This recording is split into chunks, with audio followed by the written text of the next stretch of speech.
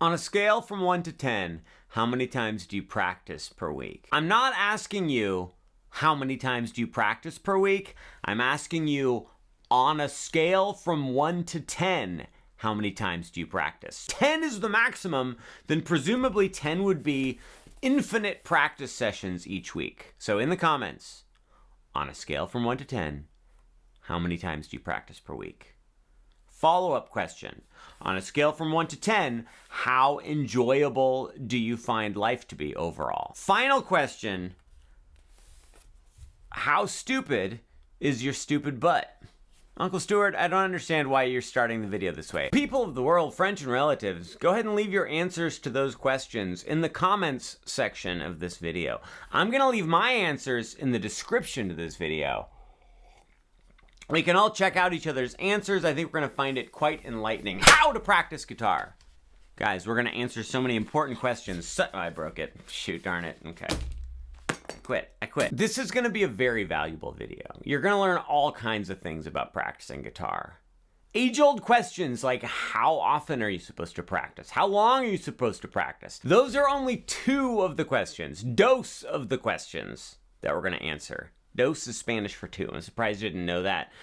All right, so first thing we're gonna do is we're gonna talk about some oh, you gotta be kidding me. How much time should I spend warming up before I practice? Should I be spending most of my time practicing exercises and techniques? Or should I be practicing songs and soloing and goofing around? Guys, these are all great examples of things that we're gonna cover in this video today. Let me tell you that I have a free video course that has nothing to do with any of this at marinmusic.com. It's called 11 Essential Tips for Every Guitarist, and it's free. And it's at marinmusic.com. Here's what we're gonna do. We're gonna spend a brief amount of time covering the basics of practice. If you're relatively new to guitar, you just need to have some basics is the word I already used, and so there's no need for me to restate this whole thing. Hey, what we're gonna do is we're gonna learn basics. Hey guys, if you don't know what you're doing, you need to know basics. I know, we all know that already. You can just be a normal human. You can just be a normal human. After we cover the basics of practice, I'm going to give you 1, 2, 3, 4, 5, 6, 7 helpful practice tips that I permanently believe are novel, unique, helpful, exciting tips to help you practice affectionately on the guitar. Then I have a bonus tip. Oh, it's good. The bonus tip is good. You're going to like it. Here's the basics section. How often and how long are you supposed to practice? I never say often. I always say often. I don't know why. I think it's because it's a clipboard video.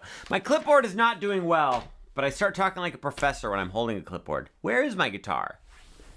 No, it's still in the gosh darn mother-loving case, you guys. Why didn't you tell me I didn't take it out of the case? So, as far as how long and how often you're supposed to practice guitar to improve, I'm gonna answer that at the end. All right.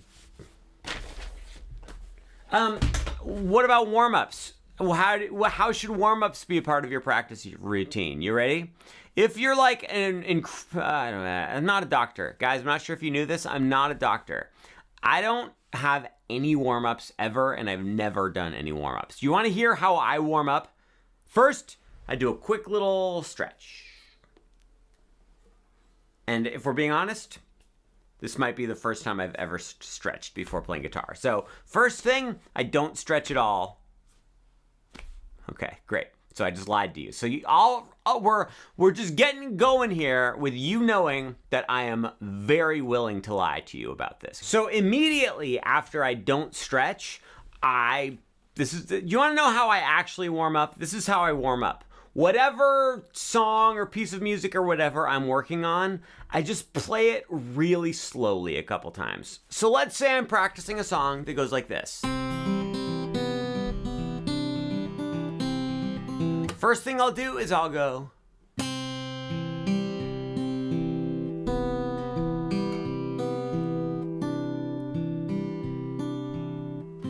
We're just trying to get the bones pumping. We're just trying to get the blood cracking, crackle-lating. Guys, I'm not sure if you can tell, but I don't care about warm-ups. I think they're unnecessary.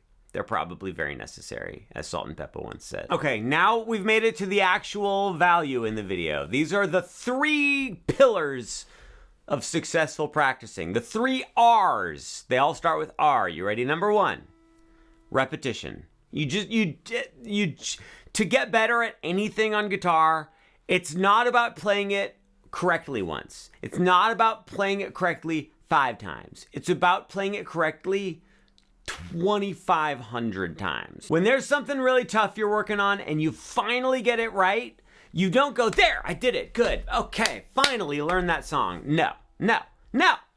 You've just cracked the surface of learning that song. Now that you've played it successfully, you need to play it another 2,500 times.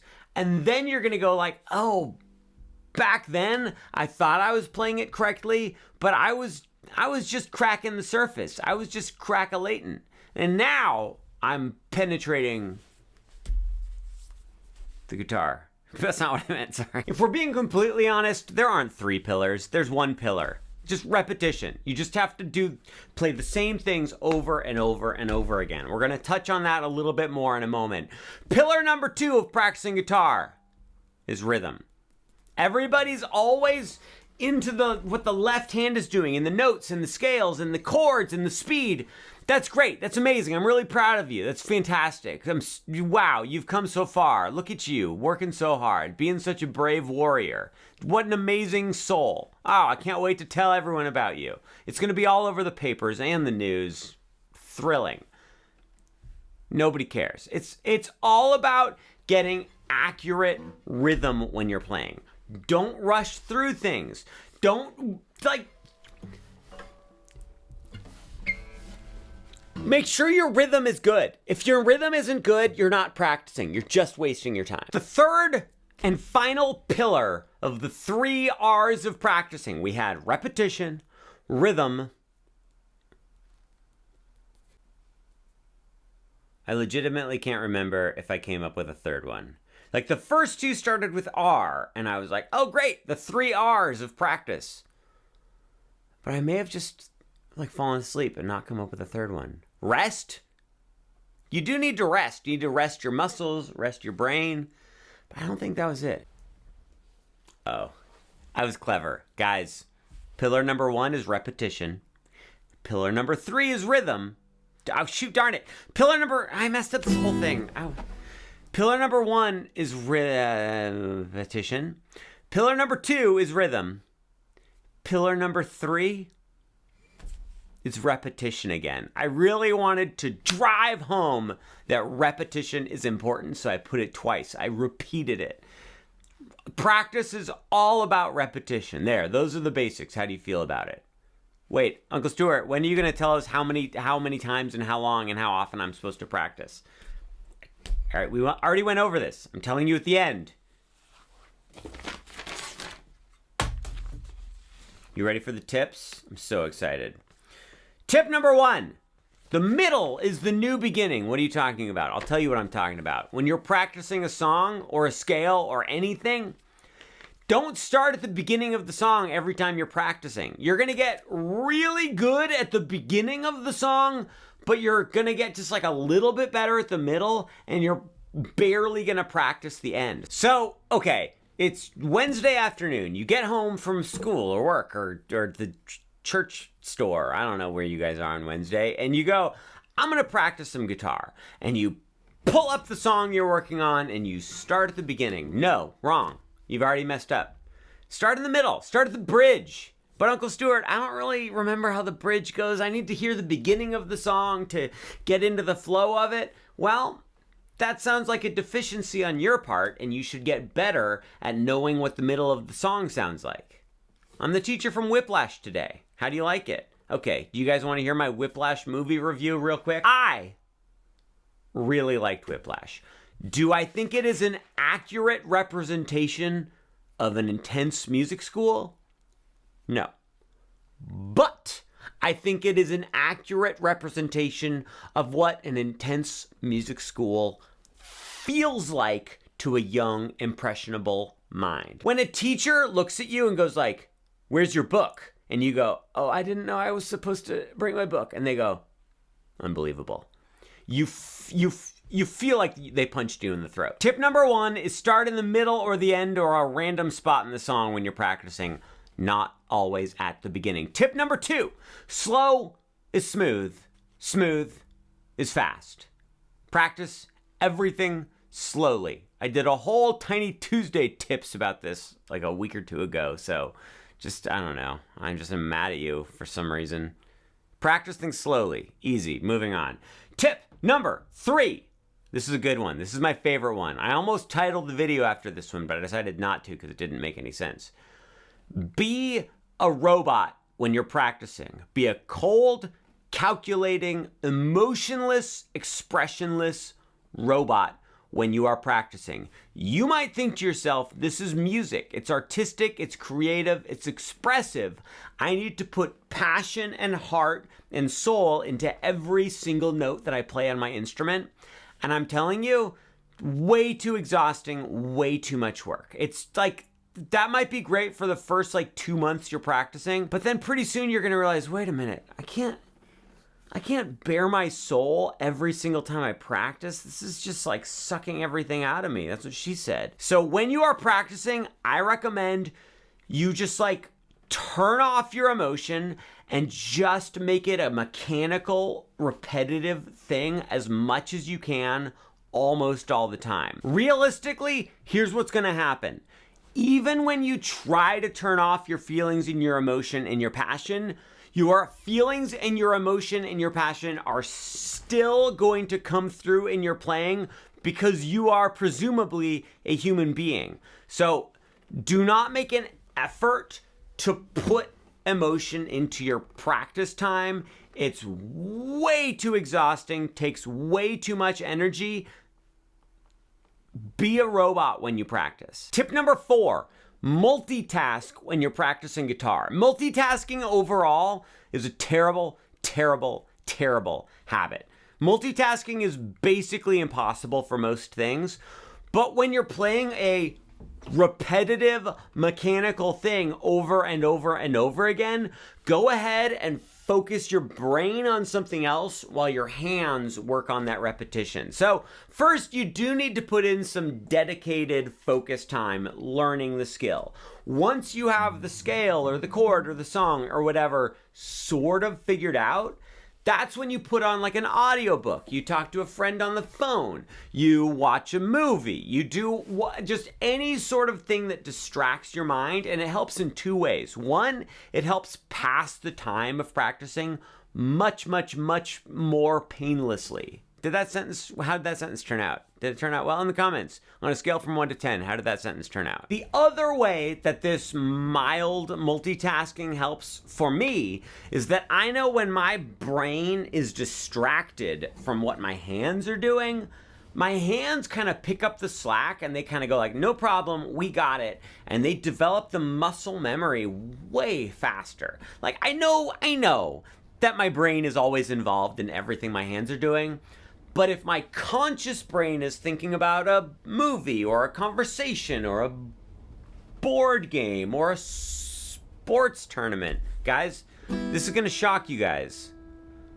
Brace yourselves. I'm not much of a sports guy, but I feel like if I was into sports, I would watch a lot of golf tournaments while practicing scales. That sounds like a match made in heaven to me. Scales and golf tournaments. If I ever start a restaurant, I'm going to call it Scales and Golf Tournaments. And you're invited to the opening ceremony of my restaurant. Tip number side. Tip number side is... Shoot, darn it. How did I forget it already? Oh, it's my favorite tip of all. Short bursts of practice. I recommend you do not plan on practicing for 2 hours nonstop. Do not plan on practicing 1 hour nonstop.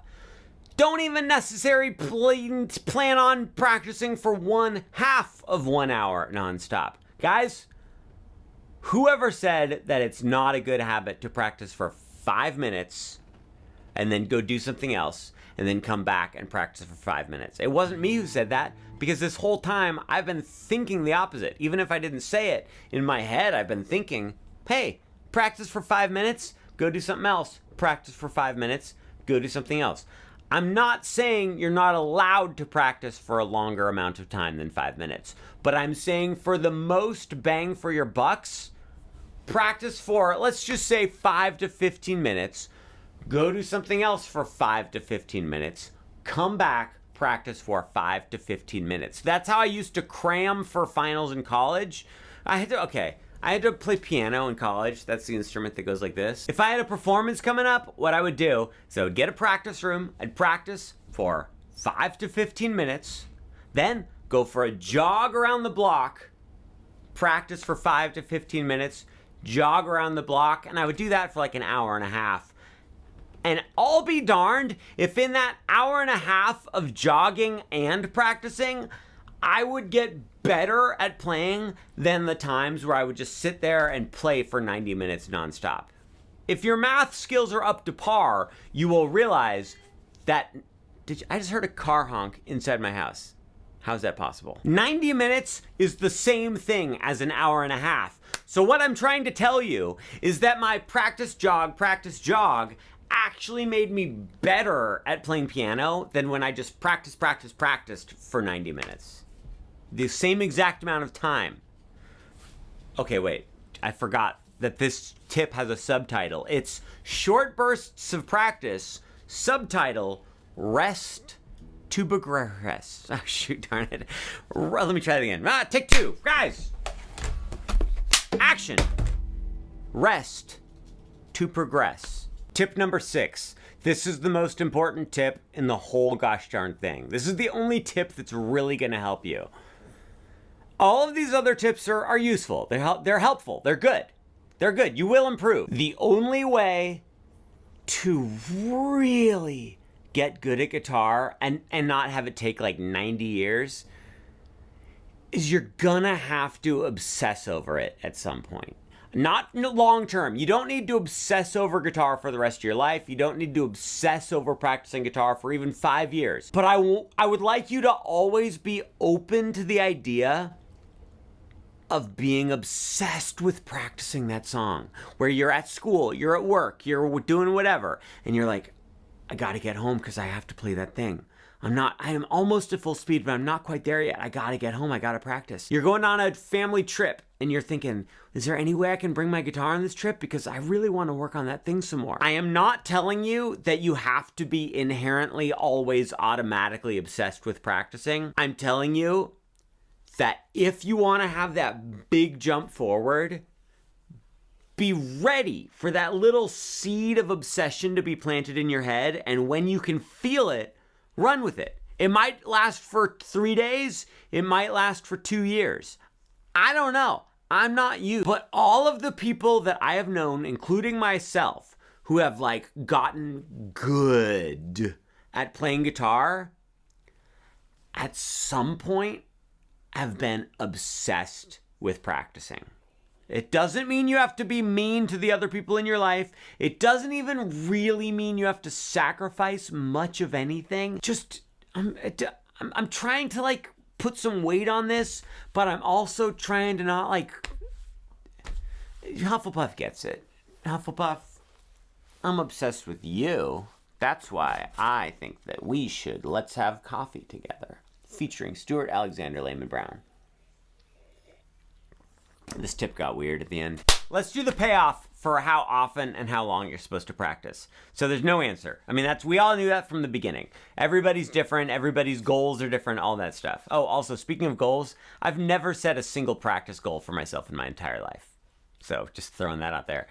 5 days a week for 15 minutes each time. That will get you moving and grooving. If you want to be the world's greatest guitar player, you're gonna have to do a whole bunch more than that. If you want to be like really, really good, you're gonna have to probably practice for like an hour a day, 5 days a week. If you want to be really, truly great, then I don't know, probably 2 hours a day every single day. I don't know. But if you just want to steadily get better at guitar and actually learn things, 15 minutes a day, 5 days a week. There. Practice tip number 7. is, when you don't have your guitar with you, I would like you to visualize the guitar, and I would like you to sing with your voice, with your mouth. Here's what I mean by that. I don't know. I don't actually do this. This is a bad tip. Forget this tip. What I'm trying to say is, when you don't have your guitar with you, you can still practice. But who are we kidding? Just practice when you have your guitar. It seems inefficient and ineffective to try to practice when you don't have your guitar. Okay, there's only 6 tips. There's not 7. Do you want the bonus tip? This is my favorite tip. I know I said tip number 6 was the best tip, and I stand by that. This bonus tip is my favorite tip. Practice in front of a mirror. You can use your window as well. If it's dark out, just have the light on inside. There's darkness outside. The window acts as a mirror. Pretend you're on stage. Pretend you're playing in front of your crush.